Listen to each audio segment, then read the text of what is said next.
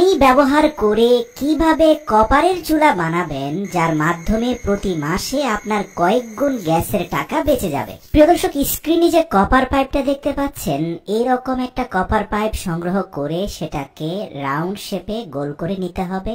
মনে রাখবেন, কপার পাইপের অগ্রভাগটা আপনাকে ব্লক করে দিতে হবে যেন সেখান দিয়ে কোনো গ্যাস বের হয়ে না যায়। এরপরে পুরো পাইপটাকে 3 বার মুড়িয়ে নিয়ে যে কোনো একটা পাশে প্রতিটা রাউন্ড সার্কেলের মধ্যে 4টা করে হোল করতে হবে। সুতরাং 3টা সার্কেলে 12টা হোল হয়ে গেলে আপনাকে এই কপার পাইপটা স্থাপন করার জন্য একটা পাতলা কাঠের উপরে 4টা ক্লাম অ্যাডজাস্ট করতে হবে। প্রিয় দর্শক, স্ক্রিনে আপনারা যে ক্লামগুলোকে দেখতে পাচ্ছেন সেগুলোকে আমরা স্ক্রুর সাহায্যে কাঠের মধ্যে শক্তপোক্তভাবে লাগিয়ে দিচ্ছি। আর এই দুটো ক্লাম লাগানোর পরে অপোজিশনেও আরো দুটো ক্লাম লাগানো হয়েছে এবং এই ক্লামগুলোর মিডল পার্টে নাট সহ একটা বোল্টকে এমন ভাবে লাগানো হয়েছে যার অগ্রভাগটা ভেতরের দিকে বের হয়ে আছে। মূলত এই 4টা ক্লামের 4টা স্ক্রুর মাথায় আপনাকে কপারের পাইপটা স্থাপন করতে হবে। এবার আসুন ভিডিওতে দেখানো দুটো প্লাস্টিকের বক্স নিয়ে নিন, যেগুলোকে খুব শক্তভাবে আটকে দেওয়া যায়।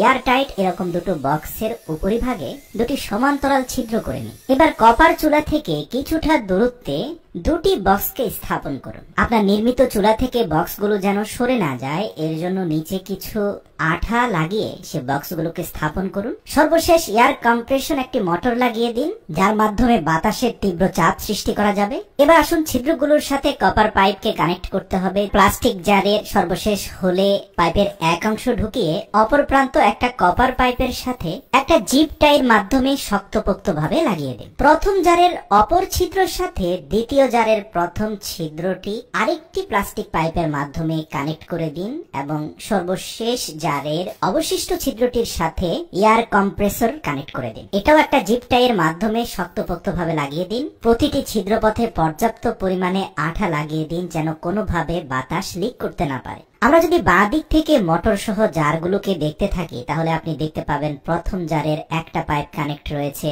মোটরের সাথে, দ্বিতীয় পাইপটা কানেক্ট রয়েছে প্রথম জারের সাথে, প্রথম জারের অপর পাইপটা কানেক্ট রয়েছে কপার পাইপের সাথে। এবার আসুন এই মোটরটাকে একটা ব্যাটারির সাথে কানেক্ট করাতে আমরা প্লাস মাইনাস তারগুলোকে সংযুক্ত করে দিই। পাওয়ার সোর্স হিসাবে একটা ব্যাটারি কানেক্টরও সংযুক্ত করে দেওয়া হয়েছে। এবার আসুন সর্বপ্রথম জারে আমরা 1 গ্লাস পরিমাণ বিশুদ্ধ পানি ঢালবো। তারপরে খুব মজবুত ভাবে এয়ারটাইট ঢাকনাটি লাগিয়ে দিয়ে দ্বিতীয় জারের মধ্যে আমরা 1 গ্লাস পরিমাণ পেট্রোল ঢালবো। ভাবতে পারেন পেট্রোল খরচ হবে? না প্রিয় দর্শক, মূলত পানি থেকে সৃষ্ট বাতাসের মাধ্যমে এই চুলাটা জ্বলবে। তো কিভাবে চলবে দেখুন, আমরা ব্যাটারিটা কানেক্ট করা মাত্রই যখন থেকে মোটরটা ঘুরতে আরম্ভ করলো, এয়ার প্রেসার ক্রিয়েট হলো পেট্রোলের মধ্যে। পেট্রোলের বক্স থেকে বের হওয়া বাতাস গিয়ে চাপ দিল পানির বক্সে। পানির জার থেকে বের হওয়া বাতাস, যার মধ্যে 90% পানি আর 10% পেট্রোলের জ্বলিত উপাদান মিলে একটা তীব্র আগুনের স্ফুলিঙ্গ বের হচ্ছে। তো সাধারণ গ্যাসের চুলার সাথে এই চুলার পার্থক্যটা কি? এই চুলায় আপনি মাত্র 3 থেকে 400 গ্রাম পেট্রোল দিয়ে